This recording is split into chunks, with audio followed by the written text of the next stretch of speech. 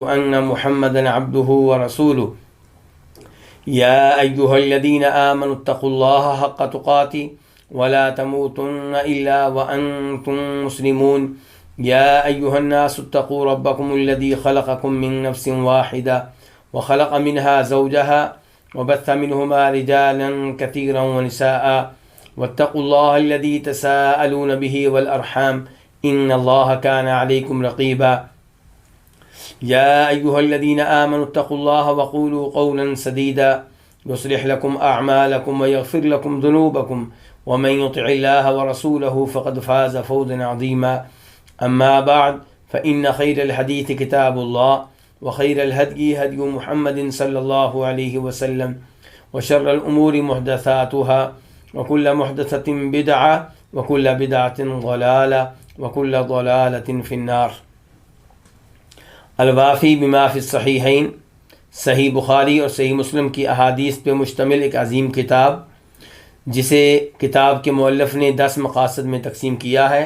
7واں مقصد آج کل ہم پڑھ رہے ہیں، اور وہ ہے امامت و خلافت کے بارے میں اور حکومتی معاملات کے بارے میں۔ اور اس میں کئی کتب ہیں، ان میں سے پہلی کتاب ہے عام امامت یعنی کہ حکمرانی اور خلافت کے بارے میں اور اس کے احکام کے بارے میں۔ اور اس میں پھر کئی ایک ابواب ہیں، ان میں سے 5واں باب ہم شروع کر چکے ہیں، جس کی ایک حدیث بھی پڑھ چکے تھے۔ 5واں باب ہے مسئولیت الامام، امام کی ذمہ داری، اور اس میں حدیث نمبر 1378 آج شروع کریں گے، 1378 قاف۔ اس حدیث کے بیان کرنے پہ اتفاق ہے امام بخاری کا اور امام مسلم کا۔ عن الحسنی، روایت ہے کس سے؟ حسن بصری سے۔ حسن بصری بہت بڑے امام ہیں، ایک دنیا انہیں جانتی ہے۔ یہ حسن بصری جو ہیں ان سے روایت ہے۔ یہ حسن بصری اس روایت میں جو کچھ کہنے لگے ہیں، اس سے پہلے تمہید کے طور پہ یہ بتانا چاہوں گا کہ دوسری روایت میں یہ آتا ہے کہ حسن بصری کہتے ہیں کہ صحابی معقل بن یسار رضی اللہ تعالیٰ عنہ کی عیادت کے لیے ہم گئے تو وہاں عبید اللہ بن زیاد بھی آ گیا۔ اور عبید اللہ بن زیاد کا تذکرہ ہو جائے، پہلے اس کے کہ میں ترجمہ شروع کروں۔ عبید اللہ بن زیاد امیر المؤمنین جناب معاویہ، جو کہ ہمارے 6 خلیفہ راشد ہیں، ان کے زمانے میں بصرہ کا گورنر تھا، اور یزید جو کہ امیر معاویہ کے صاحبزادے ہیں، ان کے زمانے میں بھی عبید اللہ ابن زیاد بصرہ وغیرہ کا گورنر رہا ہے۔ تو یہ ہے عبید اللہ ابن زیاد۔ عبید اللہ ابن زیاد کی شہرت کو اتنی اچھی نہیں ہے، اس بارے میں 2 روایتیں آپ کے سامنے رکھنا چاہوں گا۔ ایک ہے بخاری شریف کی روایت 3748 3748، جس میں یہ آتا ہے کہ جناب انس ابن مالک عبید اللہ ابن زیاد کے پاس تھے، اور عبید اللہ ابن زیاد کیا ہے؟ یزید کا یہ زمانہ ہے۔ یہ روایت جو ہے یزید کے زمانے سے تعلق رکھتی ہے، جو ابھی میں بیان کرنے لگا ہوں۔ جو روایت وافی میں ہم پڑھنے لگے تھے، اس کا تعلق امیر معاویہ کے زمانے سے ہے، اور جو اب میں عبید اللہ ابن زیاد کے تعارف کے طور پہ روایت پیش کرنے لگا ہوں، اس کا تعلق امیر معاویہ کے زمانے سے نہیں ہے، بلکہ معاویہ رضی اللہ عنہ کے صاحبزادے یزید کے زمانے خلافت سے ہے، کہ جناب انس بن مالک عبید اللہ ابن زیاد کے پاس ہیں، اور یہ کوفہ بصرہ کا واقعہ ہے۔ اور ابن زیاد کے پاس لایا گیا جناب حسین رضی اللہ تعالیٰ عنہ، جن سے ہم محبت کرتے ہیں، نبی علیہ الصلوۃ والسلام کے نواسے ہیں، آل بیت میں سے ہیں، جنت کے نوجوانوں کے سردار ہیں۔ تو جناب حسین کا سر لایا گیا، یعنی کہ انہیں شہید کیا جا چکا تھا اور یہ ظلم ان پہ ہو چکا تھا، تو ان کا سر لایا گیا عبید اللہ ابن زیاد کے پاس، ایک برتن میں لایا گیا۔ تو یہ ابن زیاد ان کے سر پہ چھڑی لگانے لگا اور جناب حسین کے حسن و جمال کے موضوع پہ اس نے گفتگو کی۔ تو جناب انس بن مالک نے اس موقع پہ کلمہ حق کہا کہ یہ حسین کو عام انسان نہیں ہے، اور یہ وہ ہیں جو نبی علیہ الصلوۃ والسلام سے سب سے زیادہ مشابہت رکھتے تھے، ان کی شکل و صورت نبی علیہ السلام سے ملتی جلتی تھی۔ تو یہ روایت اس سے پتہ چلتا ہے کہ ابن زیاد کا رویہ جناب حسین کے ساتھ اس موقع پہ اچھا رویہ نہیں تھا، غیر مناسب تھا، اور جناب حسین کی شہادت کا کسی لحاظ کسی حد تک ذمہ دار بھی آپ اسے قرار دے سکتے ہیں، کیونکہ یزید نے اس کی یہ ڈیوٹی لگائی تھی کہ جناب حسین کو کوفہ بصرہ میں داخل نہیں ہونے دینا۔ یہ کہیں سے ثابت نہیں ہو سکا کہ یزید نے کہا ہو کہ جناب حسین کو شہید کرنا ہے، اور پھر روایات سے ملتا ہے کہ جناب حسین نہیں چاہتے تھے کہ یہ معاملہ اس حد تک پہنچے، وہ تیار تھے یزید کے پاس جانے کے لیے بھی اور یزید سے مذاکرات کرنے کے لیے بھی، لیکن ابن زیاد نے ایسا موقع نہیں آنے دیا، کیونکہ ابن زیاد کے دائیں بائیں جو اس کے مشیر تھے وہ اسے غلط مشورے دے رہے تھے۔ تو بہرحال یہ پہلی روایت ہے جس سے پتہ چلا ابن زیاد کا۔ ابن زیاد کے نام سے یہ آدمی مشہور ہے، ویسے اس کا نام کیا؟ عبید اللہ۔ دوسری روایت ترمذی شریف کی ہے 3781، جسے شیخ البانی رحمہ اللہ نے درست قرار دیا ہے، صحیح قرار دیا ہے، 3781۔ اس کے راوی ہیں عمارہ بن عمیر۔ وہ کہتے ہیں کہ جب ابن زیاد کا اور اس کے ساتھیوں کا قتل ہوا اور ان کے سر لائے گئے، پہلی روایت بخاری شریف کی تھی، وہاں پہ ابن زیاد کے سامنے سر لایا گیا، کس کا؟ جناب حسین کا۔ دوسری روایت ترمذی کی ہے، اور اب کیا ہو رہا ہے؟ اب ابن زیاد کو قتل کیا جا چکا ہے، اس کے ساتھیوں کو قتل کیا جا چکا ہے، اور ان کے سر لائے گئے اور مسجد میں ایک لائن میں صفیں بنا کے رکھ دیے گئے مسجد کے سین میں۔ تو یہ راوی کہتے ہیں عمارہ بن عمیر، جب میں پہنچا تو لوگ کہہ رہے تھے قد جاءت، وہ آیا وہ آیا۔ کہتے ہیں میں نے غور کیا تو ایک سانپ آ رہا تھا، اور وہ سانپ آیا اور ان لوگوں کے سروں سے گزرتا ہوا ابن زیاد کے نتنوں میں داخل ہو گیا، تھوڑی دیر وہاں پہ رہا پھر نکل گیا، اور ایسا 2-3 دفعہ ہوا ہے۔ تو علماء کرام کہتے ہیں کہ دیکھیں یہ اس کو سزا ملی ہے جناب حسین رضی اللہ تعالیٰ عنہ کے ساتھ غیر مناسب رویہ اختیار کرنے کی، خصوصاً ان کے شہید ہو جانے کے بعد۔ تو یہ ہے ابن زیاد۔ لیکن میں پھر بتا دوں کہ جو روایت ابھی ہم الوافی میں پڑھ رہے ہیں، یہاں پہ جب ابن زیاد کا تذکرہ ہے تو یہ ان معاملات سے پہلے کا ہے، یعنی کہ اس وقت جو ہمارے سامنے ابن زیاد ہے اس روایت میں، یہ وہ ابن زیاد ہے جس کا ابھی جناب حسین سے واسطہ نہیں پڑا، فی الحال جناب حسین کی شہادت کا معاملہ پیش نہیں آیا۔ تو حسن بصری کہتے ہیں کہ ان عبید اللہ بن زیاد، کہ عبید اللہ ابن زیاد عاد معقل ابن یسار، اس نے معقل بن یسار کی عیادت کی، بیمار پرسی کی، فی مرضہ الذی مات فیہ، ان کے اس مرض میں جس میں وہ فوت ہوئے۔ معقل بن یسار المزنی صحابی ہیں، تو یہ بیمار ہیں اور ان کی آخری بیماری کا تذکرہ ہو رہا ہے، جس بیماری کے بعد وہ زندہ نہیں رہے۔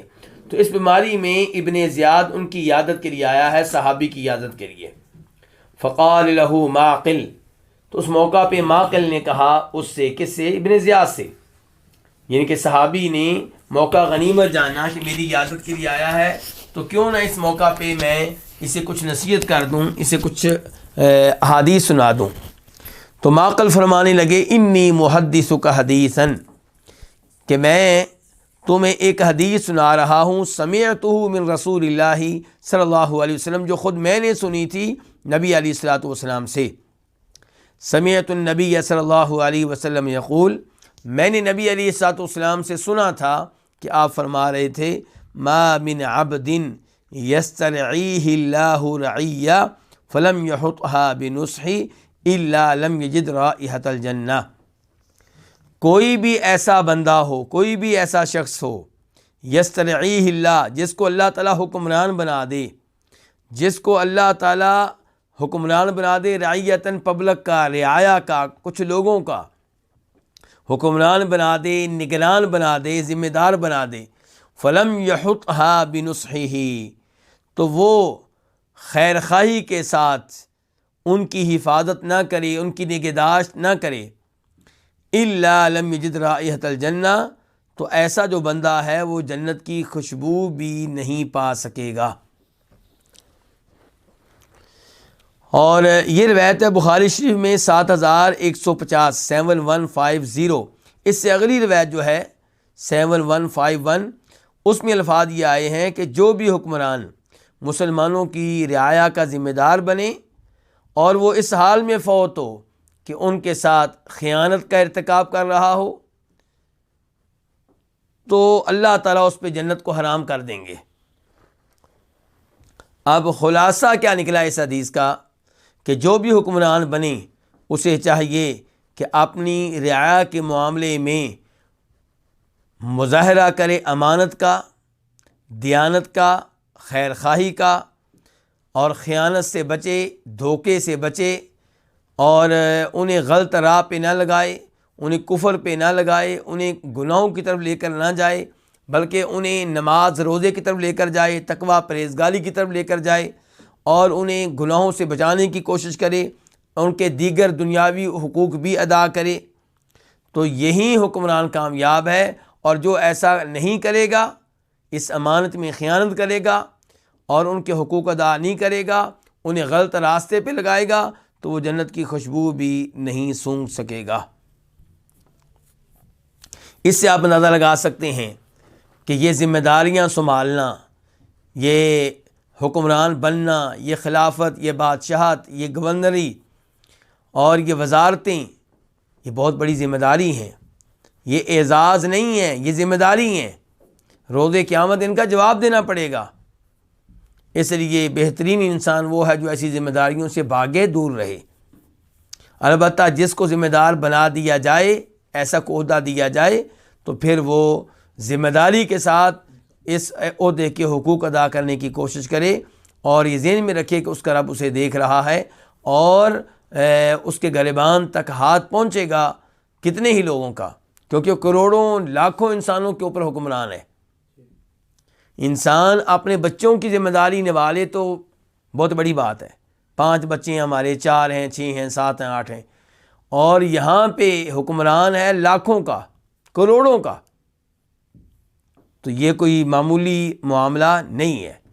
اس لیے جب انسان کو پتہ ہو کہ میں عہدے کا حق ادا نہیں کر سکتا، تو اس کو بچنا چاہیے، دور رہنا چاہیے۔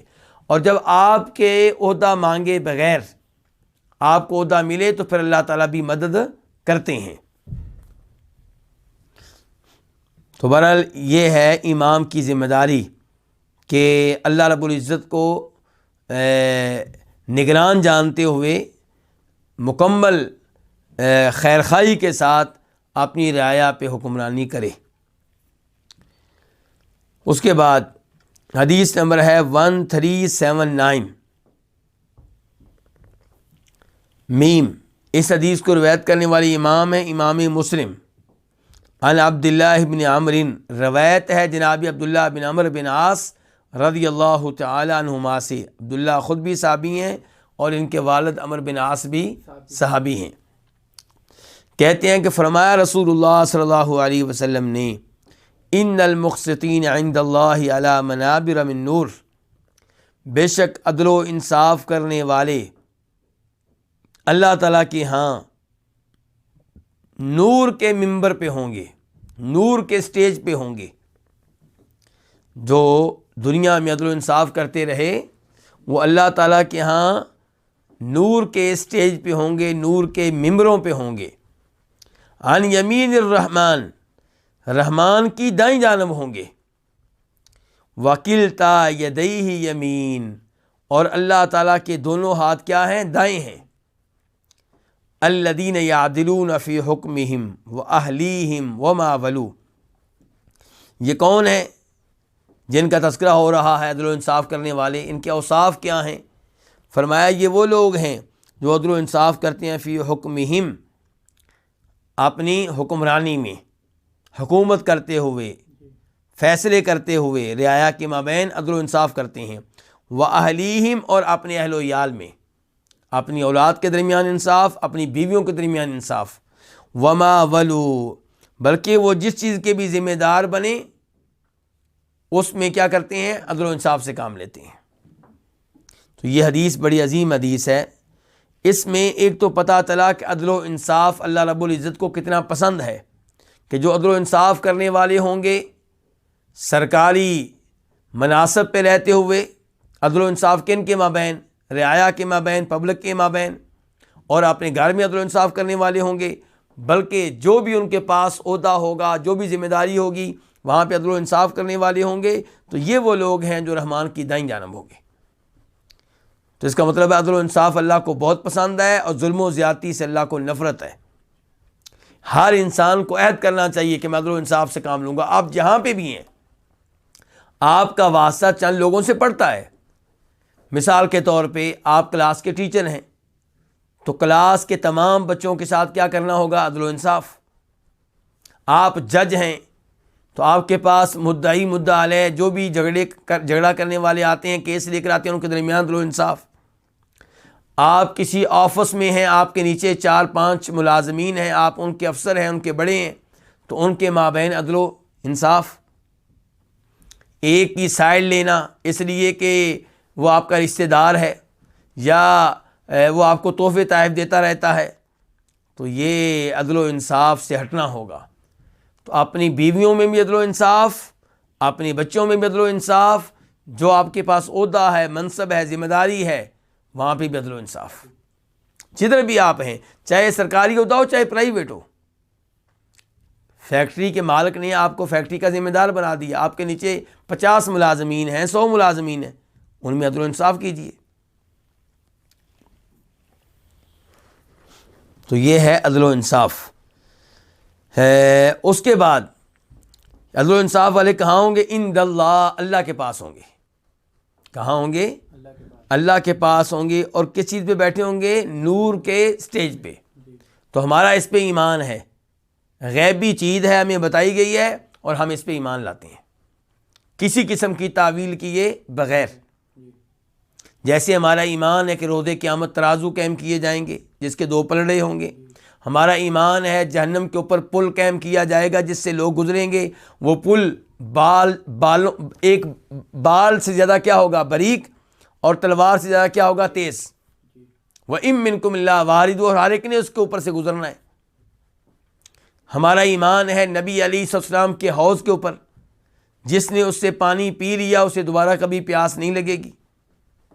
تو جیسے ان تمام چیزوں پہ ایمان ہے، ایسے اس چیز پہ بھی ایمان ہے کہ عدل و انصاف کرنے والے روز قیامت اللہ کے پاس ہوں گے، نور کے اسٹیج پہ بیٹھے ہوئے ہوں گے، عن یمین الرحمن، اور رحمان کے دائیں جانب ہوں گے۔ ایک تو پتہ چلا اللہ تعالیٰ کے ناموں میں سے ایک نام کیا ہے؟ رحمان۔ اور رحمان نام یہاں بطور عالم استعمال ہوا ہے، جیسے ہم لفظ اللہ استعمال کرتے ہیں، ایسے کہا گیا رحمان کی دائیں جانب۔ تو رحمان اللہ کے کا ایک خاص قسم کا نام ہے جو دلالت کرتا ہے اللہ کی صفت رحمت پہ، جسے پتہ چلتا ہے کہ اللہ تعالیٰ رحمت کرنے والے ہیں۔ اور اس کے ساتھ بتایا گیا رحمان کے دائیں جانب، وکیلتا یدی یمین، اللہ کے دونوں ہاتھ کیا ہیں؟ دائیں ہیں۔ اس سے کیا مراد ہے کہ اللہ کے دونوں ہاتھ دائیں ہیں؟ وہ لوگ جو اللہ تعالیٰ کی صفات کے منکر ہیں، اللہ تعالیٰ کی صفات کے کیا ہیں؟ منکر ہیں، یعنی کہ اللہ تعالیٰ کی صفات کی تعویلیں کرتی ہیں۔ مثال کے طور پہ جہاں کہیں اللہ تعالیٰ کے ہاتھوں کا تذکرہ آتا ہے، کہتے ہیں ہاتھوں سے مراد حقیقی ہاتھ نہیں ہے، بلکہ اس سے مراد اللہ کی قوت، اس سے مراد اللہ کی قدرت، اس سے مراد اللہ کی نعمت، اس قسم کی تعویلیں کرتے ہیں۔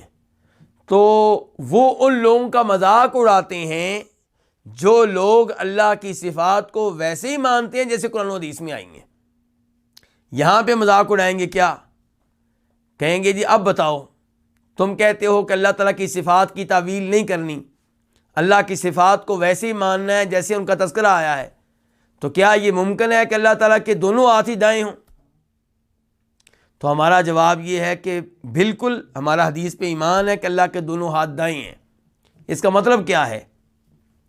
اس کا مطلب یہ ہے کہ انسان کے 2 ہاتھ ہوتے ہیں، ایک دایاں ایک بایاں، اور بایاں ہاتھ اس کا کیا ہے؟ یہ کمزور ہوتا ہے دائیں کے مقابلے میں، اس میں عیب ہوتے ہیں، یہ نجاست کے لیے استعمال ہوتا ہے، اس کو برا سمجھا جاتا ہے۔ حدیث میں آتا ہے کہ دائیں ہاتھ سے کھائیں، بائیں سے نہ کھائیں، دائیں ہاتھ سے چیز پکڑیں، دائیں ہاتھ سے چیز دیں، بائیں سے نہ پکڑیں نہ دیں۔ تو انسان کا بایاں ہاتھ دائیں ہاتھ کے مقابلے میں کیا ہے؟ ناقص ہے۔ تو اللہ رب العزت کے دونوں ہاتھوں میں کوئی نقص، کوئی عیب، کوئی کمزوری نہیں ہے۔ یہ مطلب ہے اس بات کا کہ اللہ کے دونوں ہاتھ کیا ہیں؟ دائیں ہیں۔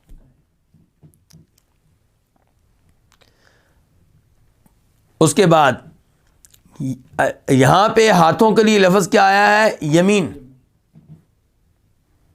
تو اس سے مزید پتہ چلا کہ اللہ تعالیٰ کے ہاتھوں پہ ایمان لانا ہوگا، وہ حقیقی ہاتھ ہیں، لیکن ہم ان کی کیفیت بیان نہیں کر سکتے کیونکہ ہم نے اللہ رب العزت کا دیدار نہیں کیا۔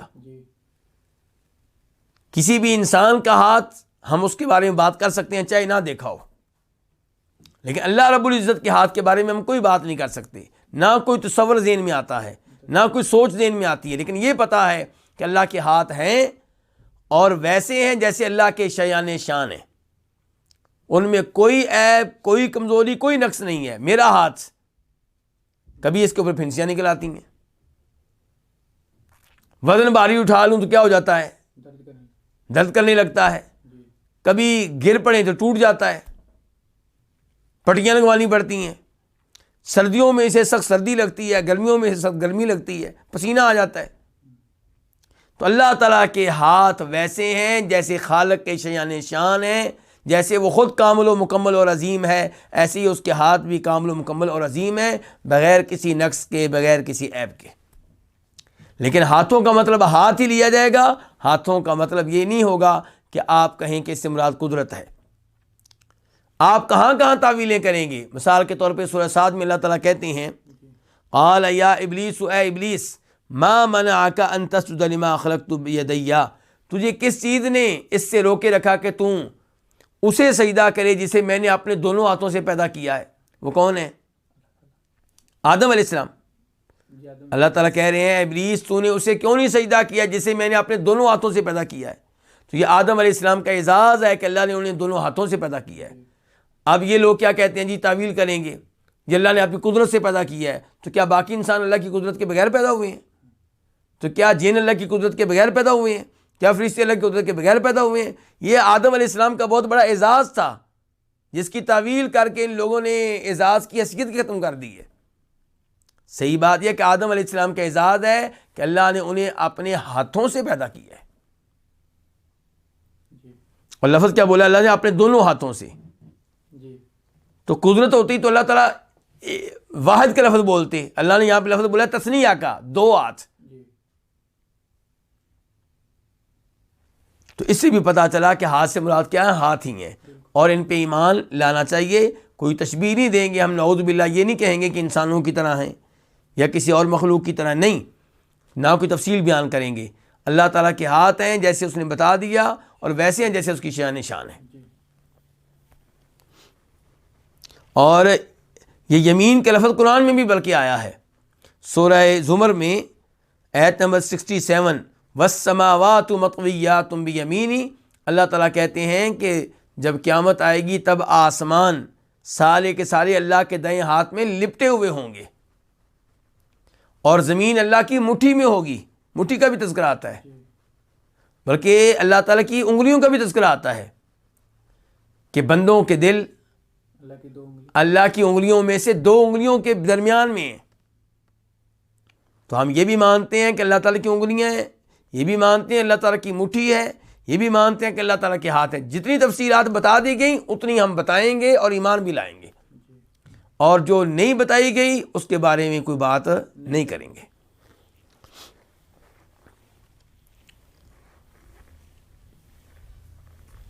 الذین یعدلون فی حکمہم وهم وما ولوا، تو آخر میں بتایا گیا کہ عدل و انصاف پھر کرنے والے کون ہیں؟ جو مخلوق کے مابین فیصلہ کرتے ہوئے عدل و انصاف کرتے ہیں۔ الذین یعدلون، جو عدل و انصاف کرتے ہیں، فی حکمہم یعنی کہ اپنی مخلوق رعایا کے مابین کیا کرتے ہوئے؟ فیصلہ کرتے ہوئے۔ وَأَهْلِيهِمْ، اور اپنے گھر والوں میں بھی عدل و انصاف کرتے ہیں۔ وما ولو، بلکہ وہ جس چیز کے بھی ذمہ دار بن جائیں، اس چیز میں عدل و انصاف سے کام لیتے ہیں۔ تو یہ جی سے پتہ چلا کہ امام کی ذمہ داریاں، باب کیا چل رہا ہے امام کی، تو امام کی ذمہ داری یہاں سے کیا معلوم ہوئی کہ لوگوں میں کیا کرے، عدل و انصاف سے کام کرے۔ پچھلی حدیث سے پتہ چلا تھا کہ خیر خواہی کرے، ان کے ساتھ انہیں کسی قسم کے دھوکے میں نہ رکھے، انہیں غلط راہ پہ نہ چلائے۔ اور اسی بارے میں چند اور احادیث بھی آتی ہیں جن کی طرف ہماری اس کتاب الوافی کے مؤلف نے اشارہ کر دیا ہے، کیونکہ ان کی کوشش رہتی ہے، الوافی کے رائٹر اور مؤلف کی کیا کوشش رہتی ہے کہ ایک حدیث ایک بار ہی آئے، تو اس لیے بسا اوقات وہ حدیث کا نمبر بتا دیتے ہیں کہ وہ حدیث جو پیچھے گزر چکی ہے یا آئندہ آنے والی ہے اس کا تعلق بھی ہمارے اسی موضوع سے ہے، تو وہ آپ وہاں پہ دیکھ لیں۔ تو اب ہمارا موضوع یہاں پہ کیا چل رہا ہے، امام کی ذمہ داری۔ امام سے مراد کون ہے، خلیفہ، حکمران، بڑا امام مراد ہے، مسجد کا امام مراد نہیں ہے۔ یہاں پہ کہتے ہیں کتاب کے رائٹر مؤلف کہ آپ دیکھ لیں حدیث نمبر 1468 یعنی کہ 1468، تو اس میں بھی یہ موضوع آیا ہے۔ اور وہ کون سی حدیث ہے، یہ بخاری مسلم کی حدیث ہے جس میں فرمایا ہے نبی علیہ الصلوۃ والسلام نے کہ 7 طرح کے لوگ ہیں جنہیں اللہ تعالیٰ اپنے سائے میں جگہ دے گا، یعنی کہ اپنے عرش کے سائے میں جگہ دے گا۔ ان میں سے ایک فرمایا الامام العادل، وہ حکمران جو عدل و انصاف سے کام لے۔ تو پتہ چلا کہ حکمران کو کیا ہونا چاہیے، عادل ہونا چاہیے، عدل و انصاف سے کام لے۔ رشتہ داروں کو دوسروں پہ ترجیح دینا یا کسی ایک علاقے کے لوگوں کو دوسروں پہ ترجیح دینا یہ حکمران کو زیب نہیں دیتا، اس کے لیے ساری رعایا برابر ہونی چاہیے۔ اس کے بعد ایک اور حدیث لکھی ہے، وہ ہے اس کا نمبر 929 929، اور یہ وہ حدیث ہے جو ہم پہلے پڑھ چکے ہیں، اور یہ مسلم شریف کی حدیث ہے۔ اس میں کیا آتا ہے کہ لِكُلِّ غَادِرٍ لِوَاءٌ يَوْمَ الْقِيَامَةِ، جو بھی دغا باز ہو، بدعہد ہو، معاہدہ توڑنے والا ہو، دھوکہ دینے والا ہو، اس کے نام پہ ایک جھنڈا نصب کیا جائے گا روز قیامت، اور وہ جھنڈا اتنا اونچا ہوگا جتنا بڑا اس نے جرم کیا ہوگا دغا بازی کا، بدعہدی کا۔ فرمایا سب سے بڑا اونچا، سب سے اونچا جھنڈا اس کے نام کا ہوگا جو حکمران تھا اور لوگوں کے ساتھ بدعہدی کرتا رہا، دغا بازی کرتا رہا۔ تو اس سے بھی پتہ چلا کہ حکمران کو بہت ہی ذمہ داری کے ساتھ اپنے فرائض کی یعنی کہ اپنے فرائض کو ادا کرنا چاہیے، ورنہ روز قیامت اللہ رب العزت کے ہاں حساب کتاب کے لحاظ سے وہ بہت خطرے میں ہے۔ اس کے بعد تیسری حدیث وہ کہتے ہیں 1518، یہ آگے آئے گی 1518، اس میں کیا آتا ہے کہ اذا وسد الامر الى غیرہ ای الی غیر اہلہ، اذا وسد الامر الی غیر اہلہ فانتظر الساعہ، کہ جب حکمرانی اور معاملات سپرد کر دیے جائیں ان کے جو نااہل ہوں، جو صلاحیت نہ رکھتے ہوں، تو پھر قیامت کے آنے کا انتظار کریں۔ اس کا مطلب یہ ہے کہ قیامت کی یہ نشانی ہے۔ عہدے، مناصب، حکمرانی، خلافت ان کے والے کی جائے جو اس کے حقدار نہ ہوں، جو اس کی صلاحیت نہ رکھتے ہوں، تو یہ قیامت کی نشانی ہے، قیامت کا انتظار کریں۔ اس سے کیا پتہ چلا؟ اس سے پتہ چلا کہ حکمران کو چاہیے کہ وہ گورنر ان کو بنائے جو گورنر بننے کے حقدار ہوں، سرکاری عہدے ان کو دے جو اس کی صلاحیت رکھتے ہوں۔ اس کے بعد اب ہم آتے ہیں باب نمبر 6 کی طرف۔ وہ کیا ہے؟ باب الامراء من قریش، کہ حکمران کن میں سے ہوں گے؟ قریشیوں میں سے ہوں گے۔ ایسی حدیث ابھی ہم پڑھنے لگے ہیں، یہ پڑھ کر پتہ چلتا ہے کس کا ایمان ہے اللہ پہ اور اللہ کے رسول علیہ الصلوۃ والسلام پہ۔ یہ حدیث ان احادیث میں سے ایک ہے جس پہ ایمان لانا بہت مشکل ہو جاتا ہے ان لوگوں کے لیے جن کے ذہن لبرل قسم کے لوگوں کے ذہنوں کی طرح ہوں۔ جو اسلام کو اپنی عقل کے مطابق بنانا چاہتے ہوں، جب کہ یہاں پہ کامیاب وہ ہے جو اپنے آپ کو اسلام کے مطابق بنا لے، جو اپنے آپ کو اسلام کے مطابق ڈھال لے، جو اللہ کے رسول کی بات کو کیا سمجھے، حرف آخر سمجھے۔ اب یہاں پہ دیکھیے کیا ہے، پہلے میں حدیث کا ترجمہ کر دوں۔ حدیث نمبر ہے 1380 قاف۔ اس حدیث کے بیان کرنے پہ اتفاق ہے کس کس کا؟ امام بخاری کا اور امام مسلم کا۔ عن ابن عمر رضی اللہ عنہما، روایت ہے کس سے؟ جناب عبداللہ بن عمر رضی اللہ عنہما سے۔ عن النبی صلی اللہ علیہ وسلم، وہ روایت کرتے ہیں نبی صلی اللہ علیہ وسلم سے کہ آپ نے فرمایا، لا یزال هذا الامر فی قریش، یہ معاملہ ہمیشہ قریش میں رہے گا۔ اس معاملے سے کیا مراد ہے؟ خلافت، حکمرانی، بادشاہت۔ یہ خلافت کن میں رہے گی؟ قریش میں رہے گی۔ ما بقی منہم اثنان، جب تک کہ ان میں سے دو بھی آدمی موجود ہیں، دو بھی قریشی موجود ہوں تو حکمرانی کا حق کس کو ہے؟ قریشی کو، وہ حکمران بنے گا۔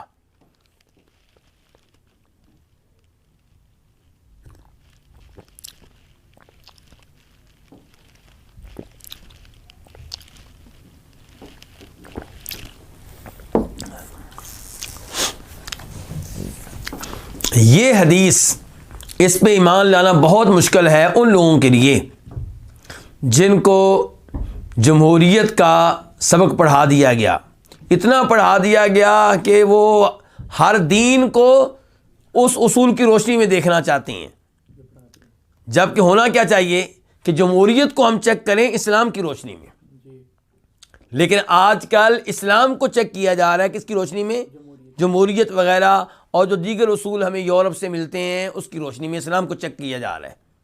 اور ہمارے نوجوان، افسوس سے کہنا پڑتا ہے، اس وجہ سے تیزی کے ساتھ گمراہ ہو رہے ہیں اور وہ کفر کی راہ اختیار کر رہے ہیں، کیونکہ آپ اگر ایک بھی آیت ریجیکٹ کر دیں قرآن کریم کی، یا ایک بھی صحیح حدیث ریجیکٹ کر دیں تو آپ کفر میں داخل ہو گئے۔ اللہ کے رسول کی ایک بات کو بھی ریجیکٹ کرنے کی یا اس میں شک و شبہ کی گنجائش نہیں ہے۔ آپ نے اگر اسلام کی کسی چیز کے بارے میں دل میں شک و شبہ بٹھایا ہوا، ایک ہے کہ شک و شبہ آیا اور گزر گیا، شیطان حملہ کرتا رہتا ہے، وسوسے ذہن میں آئے اور گئے۔ ایک یہ ہے کہ شک و شبہ کو آپ نے جگہ دے دی، اس کو آپ ذہن میں بٹھا لیا آپ نے، اور اسلام کی کسی چیز کے اوپر آپ شک کرتے رہتے ہیں، تو پھر آپ کا معاملہ بہت خطرناک ہے۔ آپ تو ایمان سے نکل کے کفر میں داخل ہو رہے ہیں۔ مسلمان وہ ہے جو اللہ کے رسول کی ہر بات پہ کیا ہو، آنکھیں بند کر کے ایمان لے آئے۔ ہاں، آپ کو یہ حق حاصل ہے کہ آپ یہ مطالبہ کریں ہم سے، بھائی میں تو اللہ کے رسول کی ہر بات پہ ایمان لاتا ہوں، لیکن میں چیک کرنا چاہتا ہوں کیا یہ بات واقعی اللہ نے کہی ہے، میں چیک کرنا چاہتا ہوں کیا یہ بات واقعی رسول اللہ نے کہی ہے صلی اللہ علیہ وسلم۔ جب چیک ہو گیا پھر اعتراض کی کوئی گنجائش نہیں ہے۔ جو یہ کہتا ہے کہ میرا اللہ پہ ایمان ہے، جو یہ کہتا ہے میرا اللہ کے رسول پہ ایمان ہے، اس کے بعد وہ اللہ کے رسول کی کسی حدیث پہ اعتراض کرے، شک و شبہ کرے، تو یہ ایمان کون سا ہے جی پھر؟ ہاں، جب تک آپ مسلمان نہیں تھے تب تک آپ ایسے اعتراض کرتے رہے اور ہم آپ کو سمجھاتے رہے، لیکن جس دن آپ نے کہہ دیا کہ میں اللہ پہ ایمان لایا، میں اللہ کے رسول پہ ایمان لایا، تو یہ غیر مشروط ایمان ہے۔ اب چاہے اسلام کہے کہ عورت کی گواہی مرد کے مقابلے میں کیا ہے؟ نصف ہے، عورت کی وراثت مرد کے مقابلے میں کیا ہے؟ آدھی ہے۔ اسلام کہے کہ حکمران جو بھی ہوگا قریشی ہوگا، آپ کہیں اسلام نے جو کہہ دیا ٹھیک کہہ دیا، جو اللہ نے کہہ دیا بالکل صحیح کہا۔ تو اب یہاں پہ کیا کہا گیا ہے کہ یہ معاملہ، ان کی خلافت ہمیشہ کن میں رہے گی؟ قریشیوں میں رہے گی، جب تک کہ ان میں سے دو بھی باقی ہیں۔ اچھا، یہاں پہ ایک تو میں یہ بیان کر دوں کہ یہی حدیث بخاری شریف میں آتی ہے اور وہاں پہ نمبر ہے 7139، اور وہاں پہ بیان کرنے والے ہیں ہمارے چھٹے خلیفہ امیر معاویہ۔ وہ کہتے ہیں کہ اللہ کے رسول علیہ الصلوۃ والسلام نے فرمایا تھا کہ ان ھذا الامر فی قریش، یہ معاملہ قریشیوں میں ہی رہے گا، لا یعادیہم احد الا کبہ اللہ، جو بھی قریشیوں سے دشمنی مول لے گا اس معاملے میں اللہ تعالیٰ اسے اس کے چہرے کے بل اوندا کر دیں گے۔ اچھا، قریشیوں میں معاملہ کب تک رہے گا؟ کیا اس کی کچھ شرط ہے؟ جی ہاں شرط ہے۔ وہ کیا؟ ما اقام الدین، جب تک وہ دین قائم کریں گے، جب تک وہ کیا قائم کریں گے؟ دین۔ اور آپ دیکھیں کہ خلافت قریشیوں میں رہی ہے کب تک؟ ہمارے خلفائے راشدین سارے کون سے قریشی تھے؟ امیر معاویہ قریشی تھے، ان کے بیٹے بھی قریشی تھے، بنو امیہ سب قریشی تھے، پھر بنو عباس کی خلافت عباسیہ شروع ہوگی، وہ بھی سب قریشی تھے۔ 650 سال تقریباً حکمرانی قریشیوں کی رہی ہے۔ اس کے بعد پھر ترکیوں کی حکومت شروع ہوئی ہے۔ تو ہم یہ نہیں کہتے کہ جو حکمران بن چکا ہے غیر قریشیوں میں سے، قریشیوں کے علاوہ جو حکمران بن چکا ہے آپ اس سے اقتدار چھین لیں، نہیں، جو بن گیا اس کی اطاعت کی جائے گی، اس کو مانا جائے گا۔ لیکن جب کبھی نیا خلیفہ بنانے کی باری آئے گی اور معاملہ میرے ہاتھ میں ہوگا، آپ کے ہاتھ میں ہوگا، مجھ سے مشورہ ہوگا اس مسئلے میں یا آپ سے، تو ہم کہیں گے بھی کسی قریشی کو بلاؤ۔ لیکن قریشی کون؟ چاہے مشرک ہو، چاہے بدتی ہو، نہیں، وہ جو توحید کے اوپر ہو، ما اقام الدین۔ اگر ہمیں کوئی ایسا قریشی نہیں ملتا جو توحید کے اوپر ہو تو پھر ہم غیر قریشی کو حکمران بنائیں گے وہاں پہ، کیونکہ اللہ کے رسول نے کہا تھا کہ وہ اس معاملے کے حقدار ہیں جب تک کہ وہ دین کو قائم کریں۔ اچھا، یہاں پہ اب اعتراض کیا ہوگا؟ اعتراض یہ ہوگا کہ جی اسلام تو مساوات کا حکم دیتا ہے کہ سب لوگ برابر ہیں، اور نبی علیہ السلام نے کہا تھا اپنے حج کے خطبے میں عربیوں کو اجمیوں پہ کوئی فضیلت نہیں ہے، گورے کو کالے پہ کوئی فضیلت نہیں ہے، الا بتقوی، مگر تقوی کے ساتھ۔ تو اب یہاں پہ ایسا کیوں ہوا پھر؟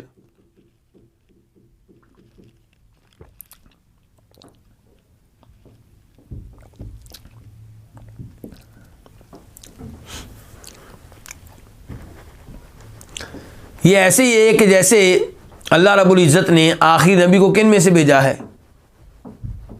عربوں میں سے، قریشیوں میں سے، بنو ہاشم میں سے۔ اب باقی لوگ اعتراض کریں گے اللہ نے ان میں سے کیوں بھیجا ہے جی؟ تو یہ اعتراض غلط ہوگا۔ اللہ رب العزت پہ اعتراض کرنا بندے کو زیب نہیں دیتا، بندے کی اللہ کے سامنے کوئی حیثیت ہی نہیں ہے۔ بندہ کون ہوتا ہے اعتراض کرنے والا اللہ رب العزت پہ؟ گھر میں بچہ باپ پہ اعتراض کرے تو یہ غیر مناسب ہے، جبکہ یہاں تو اللہ کا معاملہ ہے، خالق کا مسئلہ ہے۔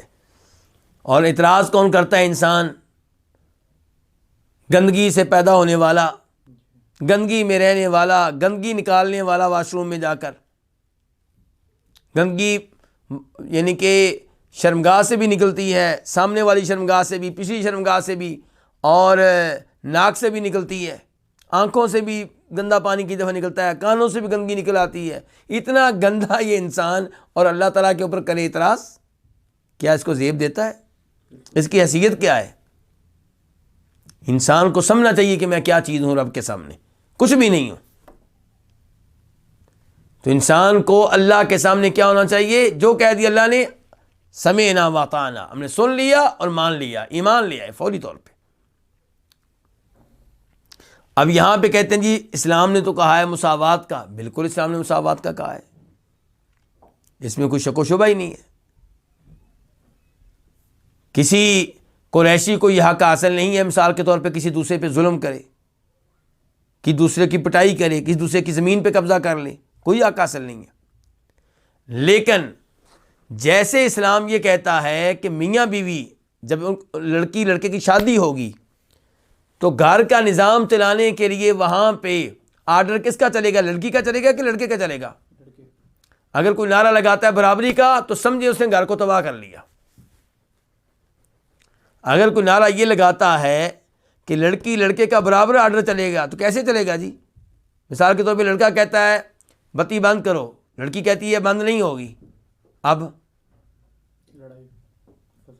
لڑائی ہو جائے گی۔ اور یہ صبح و شام کے کام ہے، تو ایک مثال دی ہے نا، تو یہ تو 24 گھنٹے میں یعنی کہ 100 مرتبہ ایسا ہوگا۔ کبھی بتی چلانے کا معاملہ، کبھی اے سی چلانے کا معاملہ، کبھی پنکھا چلانے کا معاملہ، کبھی جھاڑو دینے کا معاملہ، کبھی بچے کے لیے فیڈر بنانے کا مسئلہ، کبھی روٹی بنانے کا مسئلہ۔ تو یہ نعرہ بظاہر بڑا خوبصورت لگتا ہے لوگوں کو کہ آج برابر برابر ہے، یہ بھول جاتے ہیں کہ الا یعلم من خلق، خالق سے بہتر کون علم رکھتا ہے کہ کس کو کیا حق دینا ہے۔ اور شریعت نے یہ اصول دے کر لڑکی کے اوپر کوئی ظلم نہیں کیا، بلکہ لڑکی اللہ رب العزت کی شکر گزار ہے اس مسئلے میں کہ لڑکی کو کیا ذمہ داری دی گئی ہے، آرام سے گھر میں رہے، باہر دھکے کھانے کی ضرورت نہیں ہے، لوگوں سے لڑائی جھگڑے کرنے کی ضرورت نہیں ہے، سارے کام مرد کو دیے گئے، عورت کا کام ہے گھر میں رہے بس، اور خاوند کی اطاعت کرے۔ تو کہنے کا مطلب ہے کہ جیسے وہاں پہ بڑا کس کو بنایا گیا؟ مرد کو، اور یہی کامیابی ہے کہ اللہ تعالیٰ نے مرد کو بڑا بنا کے ہمارے سسٹم کو محفوظ بنا دیا۔ اگر اسلام بھی یہ کہتا کہ مرد و عورت برابر ہیں گھر چلانے میں، تو ہمارا فیملی سسٹم بھی تباہ و برباد ہو جاتا، جیسے ان لوگوں کا ہوا ہے۔ تو یہی صورتحال ہے کس کی یہاں پہ، کہ شریعت نے کیا کہا کہ حکمران کون ہوں گے؟ قریشی ہوں گے۔ کیوں؟ کیونکہ نبی علیہ السلام ان میں سے آئے ہیں، قرآن ان کی زبان میں نازل ہوا ہے۔ مسجد حرام جو اللہ کا عظیم گھر ہے، وہ وہاں پہ ان کی حکومت ہے، مسجد نبوی بھی ان لوگوں کے پاس ہے، اور اس کے علاوہ کئی اعزازات ہیں، کئی اعزازات ہیں، نسب حسب و نسب کے لحاظ سے بھی افضل ہیں۔ تو اس لیے اللہ رب العزت نے ان کو یہ قیادت کا شرف دیا ہے، سیادت کا شرف اللہ تعالیٰ نے ان کو دیا ہے، اور باقی لوگوں کو چاہیے کہ یہ مان لیں، ورنہ کیا ہوگا؟ فتنہ ہوگا پھر۔ اور یہاں پہ یہ بھی بات ذہن میں رہے کہ وہ لوگ جو سب سے زیادہ عقل مند تھے، انہوں نے اس پہ اعتراض نہیں کیا۔ دیکھیں بڑی اہم بات کرنے لگا ہوں کہ مکہ کے لوگ تھے قریشی، مدینہ کے لوگ تو قریشی نہیں تھے۔ مکہ کے لوگوں نے مدینہ والوں نے پناہ دی، جگہ دی، تو جب اللہ کے رسول نے کہا کہ حکمران قریشیوں میں سے ہوں گے، اعتراض کرنا ہوتا تو مدینہ والے کرتے، بھی جانیں ہم نے دی ہیں، پناہ ہم نے آپ کو دی ہے، اور جب حکمرانی بیان کرنے کی باری آئی ہے تو ہمارا درمیان میں کوئی نمبر ہی نہیں ہے، حکمران ہمیشہ قریشی ہوں گے، مکہ والے ہوں گے، تو پھر ہم کہاں جائیں؟ لیکن وہ اللہ کے رسول علیہ السلام کی ذات کو سمجھنے والے، آپ کے مقام کو سمجھنے والے، اللہ تعالیٰ کی شان کو سمجھنے والے تھے، انہوں نے ایسا کوئی اعتراض نہیں کیا۔ بلکہ نبی علیہ السلام کے فوت ہو جانے کے بعد جب انصاریوں کی میٹنگ ہوئی کہ اب ہم حکمران مقرر کریں گے کیونکہ ہم مدینہ والے ہیں، اللہ کے رسول تو چلے گئے، ہمیں حق حاصل ہے، تو ابو بکر صدیق نے ان کو یہی حدیث سنائی تھی اس موقع پہ کہ اللہ کے رسول نے فرمایا تھا کہ حکمران جب ہوں گے قریشیوں میں سے ہوں گے، تو انصاری چپ ہو گئے، اللہ کے رسول کی حدیث آئی تو چپ ہو گئے، اور یہ صحابہ کرام سب سے افضل لوگ ہیں، سب سے عقل مند لوگ ہیں، انہوں نے کوئی اعتراض نہیں کیا۔ ایسے ہی یہ حدیث جو ہیں مرد و عورت والی، آدھی گواہی والی، آدھی وراثت والی، جو سب سے عقل مند عورتیں، انہوں نے کبھی اعتراض نہیں کیا۔ اعتراض کرنے والی کون ہے؟ یہ بے حیا عورتیں، لبرل عورتیں، جن کے پاس نہ حیا ہے، نہ شرم ہے، نہ فیملی سسٹم کو قبول کرنے والی ہیں، یہ بازاری عورتیں اعتراض کرتی ہیں، ورنہ جو سب سے زیادہ عقل مند عورتیں انہوں نے اعتراض نہیں کیا۔ تو یہ اصول میں سب احادیث کے بارے میں بتا رہا ہوں، وہ احادیث جن کی وجہ سے آج ہمارے نوجوانوں کو گمراہ کرنے کی کوشش کی جا رہی ہے۔ اس حدیث کے بارے میں امام نووی کا تبصرہ ذرا سنیے گا۔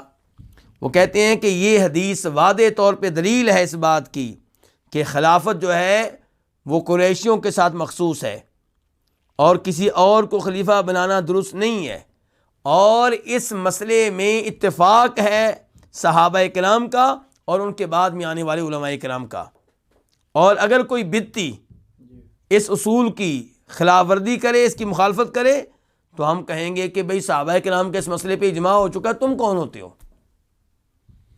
یہ خلاصہ بتایا میں نے کس کی عبارت کا؟ امام نووی رحمۃ اللہ علیہ کی۔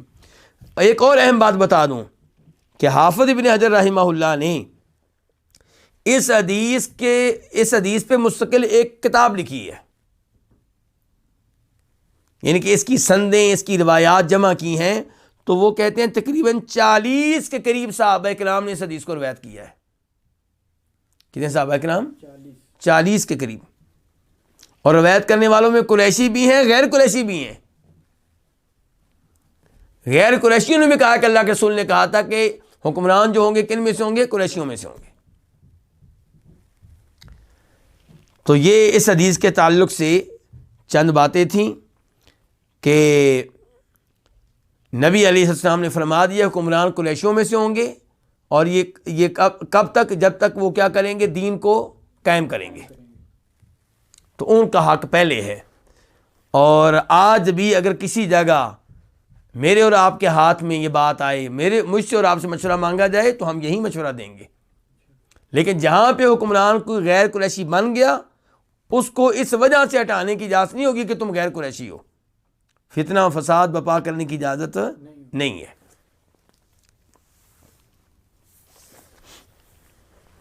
اس کے بعد حدیث نمبر 1381 قاف، اس حدیث کے بیان کرنے پہ اتفاق ہے کس کس کا؟ امام بخاری کا اور امام مسلم کا۔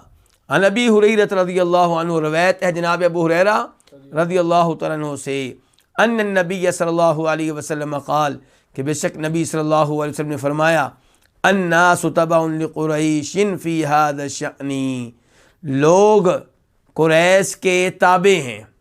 لوگ قریش کے کیا ہیں؟ تابع ہیں، ان کے متحد ہیں، فی ھذا الشأن، اس معاملے میں۔ کس معاملے میں؟ حکمرانی کے معاملے میں۔ مسلمہم تبع لمسلمہم، مسلمان جو ہیں، لوگوں میں سے جو مسلمان ہیں وہ تابع ہیں ان میں سے مسلمانوں کے۔ کن میں سے؟ قریشیوں میں سے۔ عام لوگ جو مسلمان ہیں وہ تابع ہیں قریشی مسلمانوں کے۔ وکافرہم تبع لکافرہم، اور جو عام لوگ کافر ہیں وہ تابع ہیں ان میں سے کافر کے۔ کن میں سے؟ قریشیوں میں سے۔ یعنی کہ قریش کو اللہ نے یہ مقام دیا ہے کہ جب مسلمان ہیں تو جو مسلمان بنیں گے وہ کسی قریشی مسلمان کی قیادت میں رہیں گے، قریشی کو حکمران مانا جائے گا۔ اور زمانے کفر میں بھی ایسے ہی ہے، یعنی کہ قریشی جو ہوں گے وہ کیا تھے؟ حکمران تھے۔ یعنی کہ اب مکہ میں کون تھے بڑے؟ قریشی تھے۔ دائیں بائیں والے لوگ ان کی حکومت مانتے تھے۔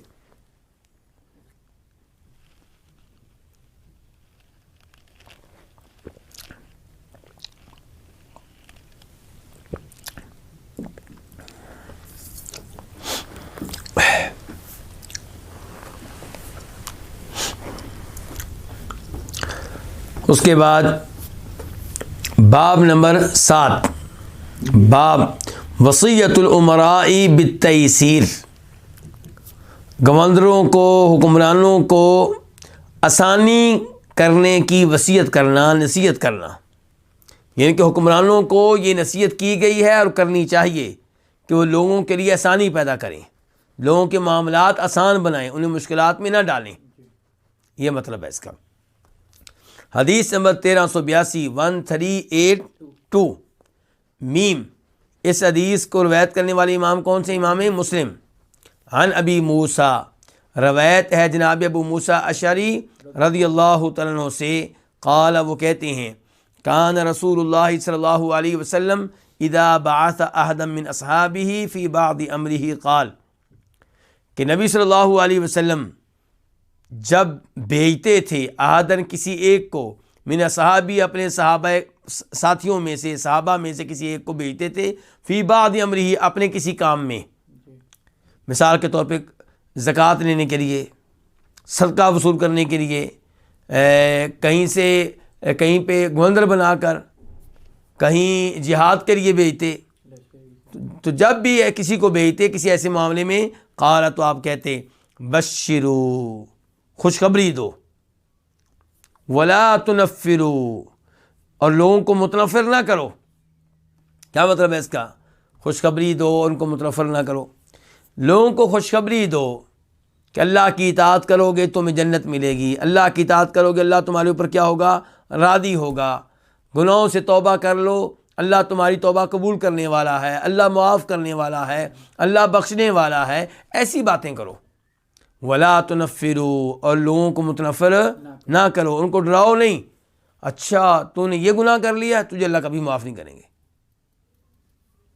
تو نے اتنے بڑے جرائم کر لیے، تجھے اللہ کبھی معاف نہیں کریں گے. نہ یہ کام نہ کرو. تو بشروا، لوگوں کو کیا دو؟ خوشخبری دو. ولا تنفروا، اور انہیں متنفر نہ کرو. ویسروا، اور آسانی پیدا کرو. لوگوں کے معاملات کو کیا کرو؟ آسان کرو. مثال کے طور پہ لوگوں سے آپ جب زکوٰۃ لینے لگے ہیں تو اتنی زکوٰۃ لیں جتنی بنتی ہے، اس سے زیادہ نہ لیں. تو لوگوں کو مشکلات میں نہ ڈالیں. ولا تعسروا، اور ان پہ تنگی نہ کرو، ان کو تنگی میں نہ ڈالو، ان کو مشکلات میں نہ ڈالو. تو یہ ہیں تعلیمات ہمارے نبی علیہ الصلوۃ والسلام کی. اس سے آپ اندازہ لگا سکتے ہیں کہ نبی علیہ الصلوۃ والسلام کس قدر عام لوگوں کا خیال رکھنے والے تھے. اس کے بعد ہے باب نمبر 8. وہ کیا ہے باب؟ الصبر علی ظلم الولاة، حکمرانوں کے ظلم پہ صبر کرنا. والیوں کے، گورنروں کے، حکمرانوں کے ظلم پہ کیا کرنا؟ صبر کرنا. حدیث نمبر 1383 1383 قاف. اس حدیث کے بیان کرنے پہ اتفاق ہے کس کس کا؟ امام بخاری کا اور امام مسلم کا. اس حدیث کو ہمارے وہ بھائی دھیان سے سنیں جو ایسے نعرے لگاتے ہیں یا نعروں سے متاثر ہیں. کیا ہم نہیں مانتے ظلم کے ضابطے؟ کیا نعرہ لگایا جاتا ہے؟ ہم نہیں مانتے ظلم کے ضابطے. تو ایسے لوگوں کو یہ حدیث دھیان سے سننی چاہیے. عبداللہ ابن عباس سے روایت ہے، وہ روایت کرتے ہیں نبی علیہ الصلوۃ والسلام سے کہ آپ نے فرمایا من کریہ من امیرہ شیئا فلیصبر، جو ناپسند کرے اپنے حکمران میں سے کسی چیز کو، فلیصبر، اسے صبر کرنا چاہیے. یہاں پہ کیا کہتے ہیں؟ حکمران جب غلطیاں کرے تو کیا کرو؟ روڈوں پہ نکل آؤ، تختہ الٹ دو، انقلاب لے آؤ. اور انقلاب لانے کا نعرہ لگانے والے سمجھتے ہیں کہ شاید یہ اسلام کا مزاج ہے. نہیں، اسلام کا مزاج نہیں ہے. یہ بھی احادیث جو بھی آپ پڑھنے لگے ہیں اور پڑھتے رہیں گے، ان سب سے کیا پتہ چلے گا؟ حکمران کی اطاعت کرو جب تک کہ اس کا کوئی آرڈر شریعت کے خلاف نہیں ہے. سب آرڈر مان لو، جو غلط آرڈر ہے وہ ایک نہ مانو، باقی پھر بھی مانتے رہو. اور یہاں تک کہا جائے گا کہ اگر حکمران تمہیں کوڑے مارے، تمہارے مال پہ قبضہ کر لے، پھر بھی کیا کرو؟ صبر کرو، پھر بھی اس کی اطاعت کرتے رہو، اس کی بات سنتے رہو. جہاں تک تعلق ہے اس کے ظلم کا، تو اس کا ازالہ کب ہوگا؟ آخرت میں. اور ہم تو ویسے بھی دنیا میں اسی لیے آئے ہیں کہ آخرت کی تیاری کریں. جب ہمارا مال حکمران کی بجائے کسی اور طریقے سے ضائع ہو جائے تو ہم کیا کرتے ہیں؟ مثال کے طور پہ ہمارے مال کو آگ لگ جائے، کیا کرتے ہیں؟ صبر کرتے ہیں. تو حکمران لے تب بھی صبر کر لیں.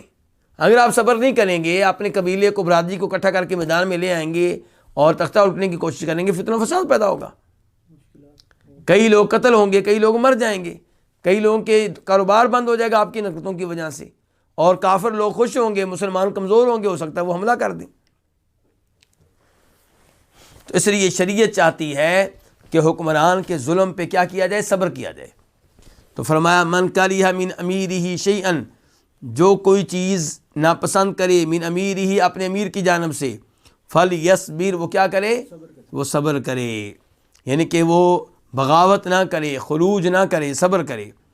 فإنہ من خرج من السلطان شبرا، کیونکہ جو بادشاہ سے نکل جائے ایک بالشت، بادشاہ سے مراد کیا؟ بادشاہ کی اطاعت سے، جو بادشاہ کی اطاعت سے نکل جائے، شبرن، ایک بالشت، یعنی کہ مکمل نہیں، اس کی اطاعت سے تھوڑا سا باہر نکلا ہے. یعنی کہ تو جو بادشاہ سے نکل جائے، شبرن، ایک بالشت، ماتا، وہ مرے گا، میتتن جاہلیہ، زمانہ جاہلیت کی موت، زمانہ کفر کی موت، یعنی کہ وہ کافروں کی طرح مرے گا۔ یہ نہیں کہا گیا کہ وہ کافر ہے، لیکن اس کا یہ عمل کافروں کی طرح ہے، اس کی یہ جو حرکت ہے یہ کافروں کی طرح ہے، اور کافروں کی حرکات سے بچنا چاہیے، نہ کہ ان کو آپ اپنائیں۔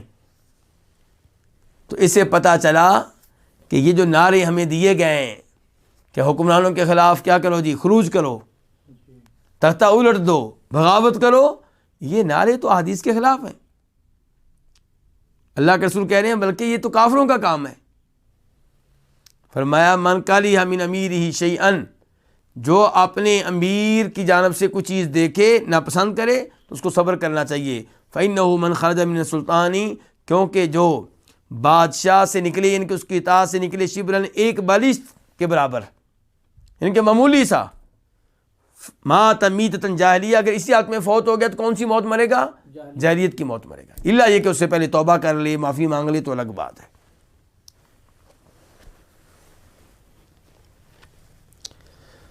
اس کے بعد حدیث نمبر 1384، 1384 قاف، اس حدیث کے بیان کرنے پہ اتفاق ہے کس کا؟ امام بخاری کا اور امام مسلم کا۔ عن ابن مسعود، روایت ہے جناب عبداللہ بن مسعود رضی اللہ تعالیٰ عنہ سے، وہ روایت کرتے ہیں نبی علیہ الصلوۃ والسلام سے، قال کہ آپ نے فرمایا ستکون اثرۃ وامور تنکرونہا، جلد ہی ترجیح ہوگی، کیا مطلب؟ تم پہ اوروں کو ترجیح دی جائے گی، یعنی کہ جلدی ایسا ہوگا کہ تم پہ اوروں کو ترجیح دی جائے گی، مال برابر تقسیم کرنے کی بجائے اوروں کو دیا جائے گا، تمہیں نہیں ملے گا، دیگر کئی امور میں بھی ترجیح دی جائے گی، تو ایسا ہوگا۔ فرمایا ستکون اثرۃ، ان قریب کیا ہوگی؟ ترجیح ہوگی، وامور، اور دیگر کئی ایسے امور ہوں گے، معاملات ہوں گے، تنکرونہا، جن کو تم غلط جانو گے، خلاف شریعت جانو گے ان کو، تو اب کیا کرنا ہے؟ قالوا، انہوں نے کہا، کنہوں نے؟ ان کے صحابہ کرام نے، یا رسول اللہ، اللہ کے رسول، فما تأمرنا، تو آپ ہمیں کیا حکم دیتے ہیں؟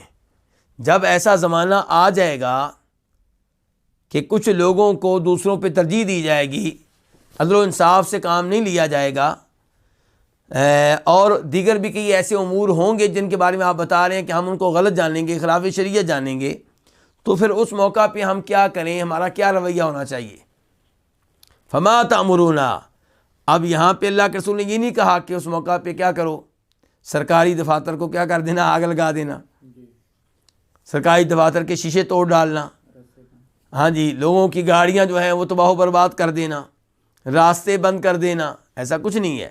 کیا کہا؟ قال تؤدون الحق الذی علیکم، تم ادا کرنا وہ حق جو تمہارے ذمے ہے، وتسألون اللہ الذی لکم، اور اللہ سے سوال کرنا اس کا جو تمہارا ہے، یعنی کہ جو تمہارا جو کیا ہے حق بنتا ہے وہ حکمران ادا نہیں کریں گے، وہ تم نے اللہ سے مانگنے ہیں، اور جو حکمرانوں کے تمہارے اوپر حقوق ہے وہ تم نے ادا کرنے ہیں۔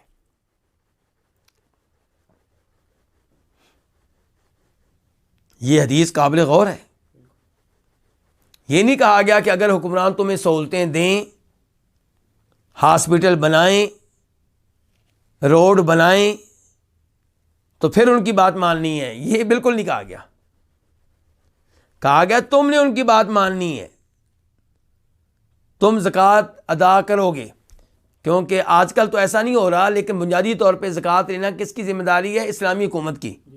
تو جب وہ حکومت کی طرف سے زکوٰۃ لینے والے آفیسر آئیں گے، تم نے زکوٰۃ دے دینی ہے، دیگر بھی جو حقوق ان کے بنتے ہیں تم نے ادا کرنی ہے، تم نے ان کی اطاعت بھی کرنی ہے، ان کی بات بھی سننی ہے، ان کے پیچھے نمازیں بھی پڑھنی ہیں، سب کچھ کرنا ہے۔ اور اب آپ کہیں گے کہ ہمارے حقوق، پھر اگر وہ ہمارے حقوق نہ دیں، فرمایا وتسألون اللہ، تم اللہ سے مانگنا، الذی لکم، وہ حقوق جو تمہارے ہیں۔ اس سے آپ اندازہ لگا سکتے ہیں کہ کس قدر ہمیں صبر کرنے کے لیے کہا جا رہا ہے حکمرانوں کی بری حرکات پہ، ان کی غلط حرکتیں ہوں گی، ان پہ بھی کیا کہا جا رہا ہے؟ صبر کرنا ہے۔ بغاوت کی تعلیم کہیں نظر نہیں آ رہی، ان احادیث میں بغاوت کی تعلیم کہیں بھی نظر نہیں آ رہی۔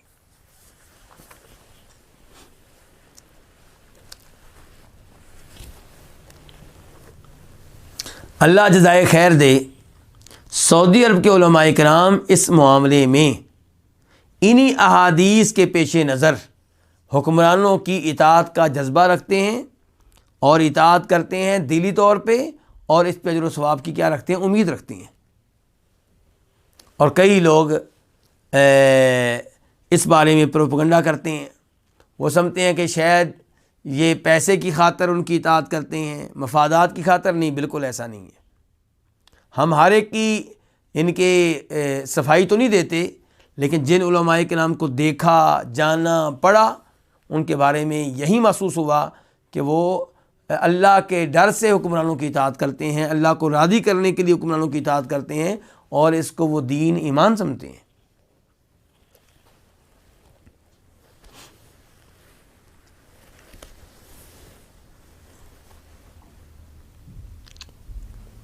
اس کے بعد حدیث نمبر 1385 1385 خا، اس حدیث کو روایت کرنے والے کون ہیں؟ امام بخاری۔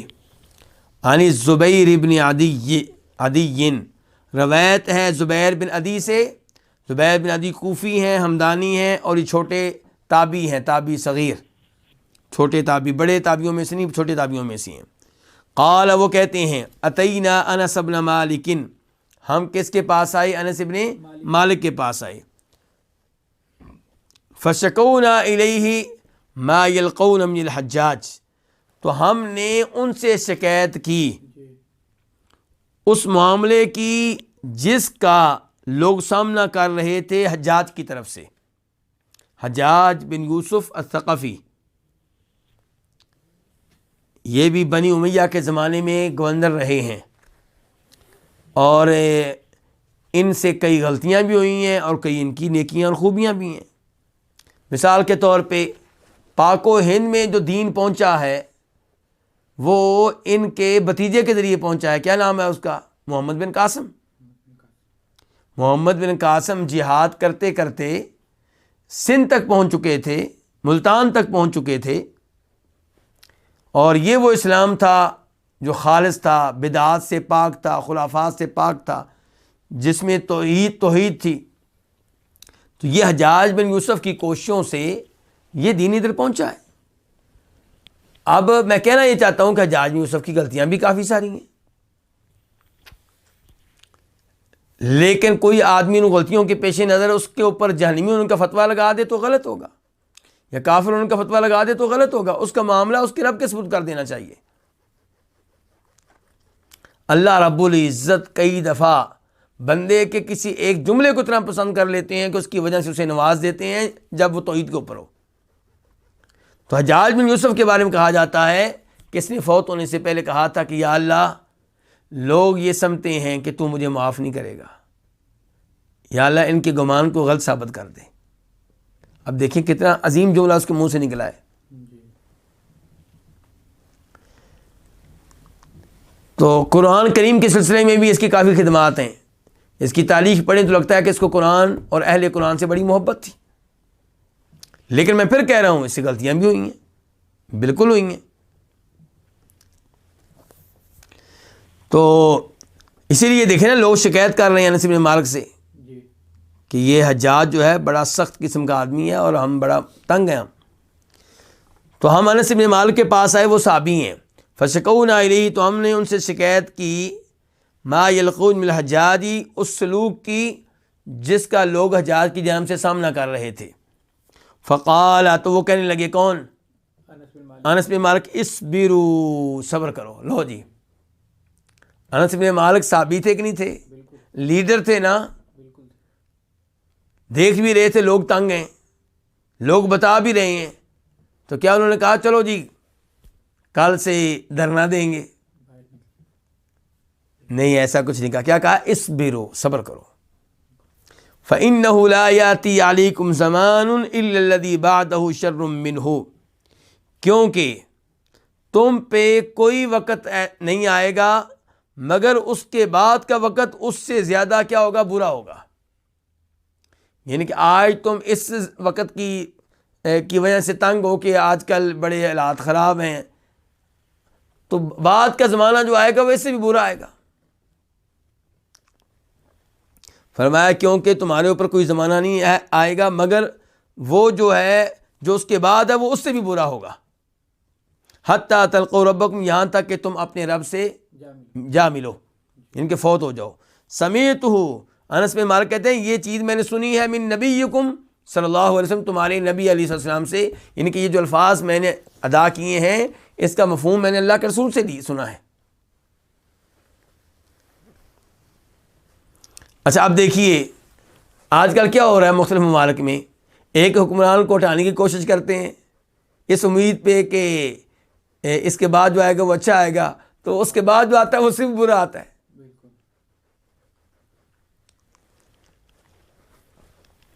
اور یہ بغاوتیں، یہ خروج، یہ اس کی وجہ سے لوگ بڑے تنگ ہوتے ہیں، عام لوگ. کیوں؟ کیونکہ جب بغاوتیں اور خروج یہ چیز ہوتی ہے تو حکمران جو ہے پھر سختی کرتے ہیں، پھر وہ سختی سب کے لیے ہوتی ہے، تو اس سے فائدہ نہیں ہوتا. یہ انداز بہت اچھا ہے جو اپنایا تھا کس نے؟ امام محمد بن عبد الوہاب نے، جن کی کتاب التوحید ہے. وہ اس زمانے کے جو بڑے لوگ تھے ان کے ساتھ مل گئے، یعنی کہ جو موجودہ سعودی حکمران ہیں ان کے جو بڑے تھے محمد بن سعود، ان کے ساتھ مل گئے. طے ہوا کہ ہم آپ کا ساتھ دیں گے، آپ حکومت بنائیں، اسلام نافذ کریں، شریعت نافذ کریں، ہم آپ کے ساتھ ہیں. تو ان سے دین کا کام لیا.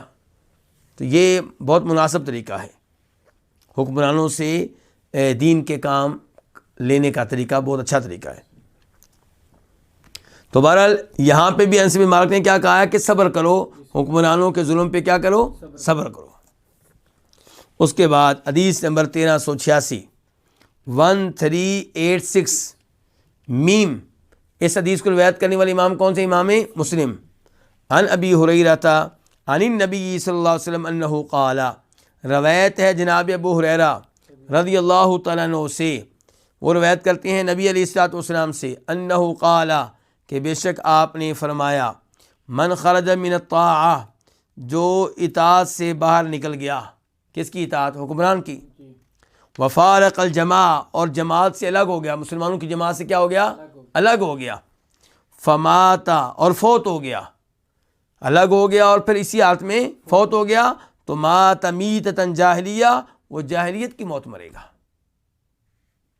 آپ اندازہ لگا لیں کہ کتنا سخت معاملہ ہے. لوگ تو یہاں انقلاب کے نعرے لگاتے ہیں اور خروج کرتے ہیں اور بہت معاملہ آگے لے جاتے ہیں. اللہ کے رسول فرما رہے ہیں کوئی بھی آدمی جو حکمران کی اطاعت سے باہر نکلے گا اور مسلمانوں کی جماعت سے الگ ہو جائے گا اور فوت ہو جائے گا تو جاہلیت کی موت مرے گا. ومن قاتل، اور جو لڑے تحت رایۃ امیۃ، کسی اندھے جھنڈے کے نیچے. کس کے نیچے؟ اندھے جھنڈے کے نیچے. کیا مطلب؟ چند لوگ اٹھ کھڑے ہوئے اور جناب لڑائیاں کر رہے ہیں، یہ 10 آدمی اٹھے ان کے ساتھ مل گیا، کوئی پتہ نہیں کہ وہ چاہتے کیا ہیں، حق پہ ہیں کہ باطل پہ ہیں. بس ٹھیک ہے جی. فرمایا اور جو لڑے تحت رایۃ امیۃ، کسی اندھے جھنڈے کے نیچے، یغضب لعصبۃ، وہ غصے میں آ جائے، لعصبۃ، کس کی وجہ سے؟ عصبہ کی وجہ سے. عصبہ بنیادی طور پہ کہتے ہیں انسان کے وہ رشتہ دار جو باپ کی طرف سے ہوں، چچا کے بیٹے وغیرہ، یہ لوگ جو ہوتے ہیں. تو مراد یہاں پہ کیا ہے؟ اپنی برادری، اپنے وطن اور اپنے زبان والوں کے لیے جو ہے نا، ان لوگوں کی وجہ سے غصے میں آنا، ان کے حقوق کے لیے میدان میں آ جانا. یغضب لعصبۃ، جو عصبہ کے لیے کیا؟ یغضب غصے میں آئے، او یدعو الی عصبہ، یا وہ بلائے عصبہ کی طرف، یعنی کہ عصبہ کی مدد کی طرف، کہ آؤ بھئی اپنی برادری کی مدد کرنی ہے، آؤ جی اپنے علاقے کے حقوق کے لیے لڑنا ہے. او ینصر عصبہ، یا اپنے عصبہ کی مدد کرے، فقتل، تو کیا ہو جائے؟ قتل ہو جائے. فقطۃ جاہلیہ، تو اس کی یہ جو اس کا قتل ہونا جو ہوگا یہ کیا ہوگا؟ جاہلیت کا قتل ہونا ہوگا، کہ آپ اسلام کے لیے نہیں اٹھے تھے، آپ کس لیے اٹھے تھے؟ اپنی برادری کے لیے، اپنے علاقے کے لیے، اپنے رشتہ داروں کے لیے۔ اور یہ مذموم وہ ہے جو نکلتا ہے یہ سوچ کر کہ میری برادری ہے، چاہے وہ حق پہ ہے چاہے وہ غلط ہے، میں نے ساتھ دینا اپنی برادری کا، اپنے رشتہ داروں کا، اپنی قوس کا، چاہے وہ حق پہ ہوں چاہے باطل پہ ہوں۔ ومن خرج علی امتی، اور جو میری امت کے خلاف نکلے، خروج کرے، یغلب برہا وفاجرہا، وہ مارے میری اس امت کے نیکوکاروں کو بھی، وفاجرہا، اور فاجر لوگوں کو بھی، اس کوئی پرواہ نہیں ہے اس کو کہ کس کو میں قتل کر رہا ہوں، جو اس کے ہتھے چڑھ دیا کو مار رہا ہے۔ ولا یتحاش من مؤمنہا، اور اس امت کے مومنوں سے اجتناب نہ کرے، بچنے کی کوشش نہ کرے، ہر ایک کو رگڑ رہا ہے، ہر ایک کو مار رہا ہے۔ ولا یفی لذی عہد عہدہ، اور نہ کسی عہد والے کا عہد پورا کرے، فلیس منی، تو مجھ میں سے نہیں ہے، ولست منہ، اور میں اس میں سے نہیں ہوں۔ کیا مطلب؟ وہ میرا امتی نہیں ہے، میری امت کے طریقے پہ نہیں ہے، اور میں اس سے نہیں ہوں، ان کی میرا اس سے کوئی تعلق واسطہ نہیں ہے۔ تو اب یہ حدیث آپ دیکھ لیں، اس کے شروع کا جو حصہ ہے اس کا خاص طور پہ تعلق ہے ان احادیث جو ہم پڑھ رہے ہیں، کہ حکمران کی اطاعت سے نکل جانا، جماعت سے الگ ہو جانا، اور جو اس حالت میں توبہ سے پہلے فوت ہو جائے گا وہ جاہلیت کی موت مرے گا، اور جو کسی اندھے جھنڈے کے نیچے لڑے، ہاں جی، برادری کی وجہ سے غصے میں آ جائے، برادری کی مدد کے لیے پکارے، برادری کی مدد کرے، یعنی کہ یہ چیک کیے بغیر کہ وہ حق پہ ہیں باطل پہ ہیں، تو وہ قتل ہو جائے، تو اس کی موت، اس کا قتل ہونا کون سا ہوگا؟ جاہلیت کا قتل ہونا ہوگا۔ اور فرمایا جو میری امت کے خلاف خروج کرے، بغاوت کرے، یضرب برا فاجرہا، اس امت کے نیکوکاروں کو، فاسقوں فاجروں سب کو کیا کرے؟ مارے، ان کی گردنیں اڑائے، اور ان کے مومنوں سے نہ بچے، اور نہ ہی کسی عہد والے کا عہد پورا کرے، تو وہ مجھ میں سے نہیں ہے اور میں اس میں سے نہیں ہوں۔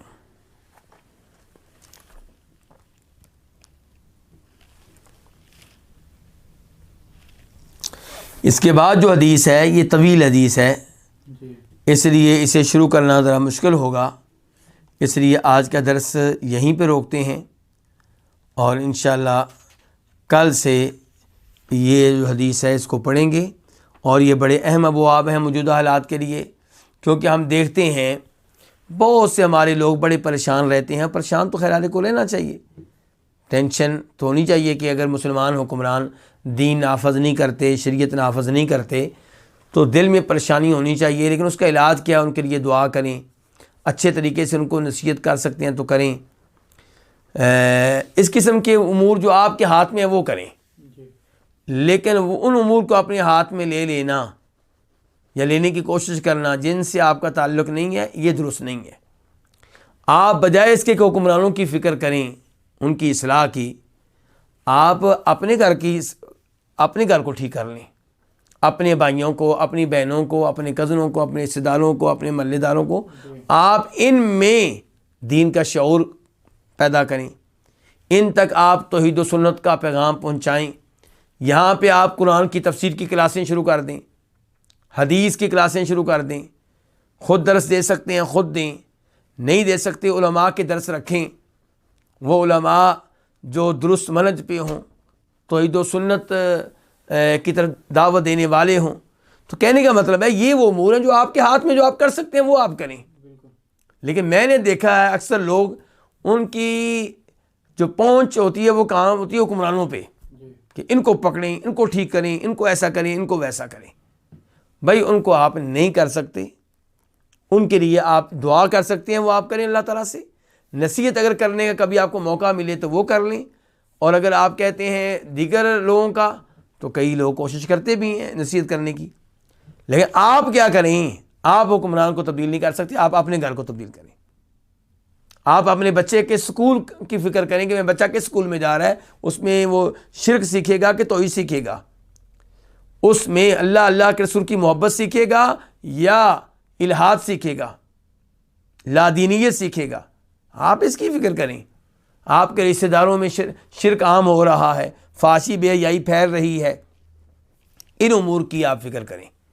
اللہ رب العزت سے دعا ہے کہ اللہ رب العزت ہمیں قرآن و حدیث پہ صحیح معنوں میں عمل کرنے کی توفیق عنایت فرمائے، اور یہ احادیث پیار و محبت سے پڑھنے کی اور دوسروں تک یہ پیغام پہنچانے کی توفیق دے۔ وآخر دعوانا الحمدللہ رب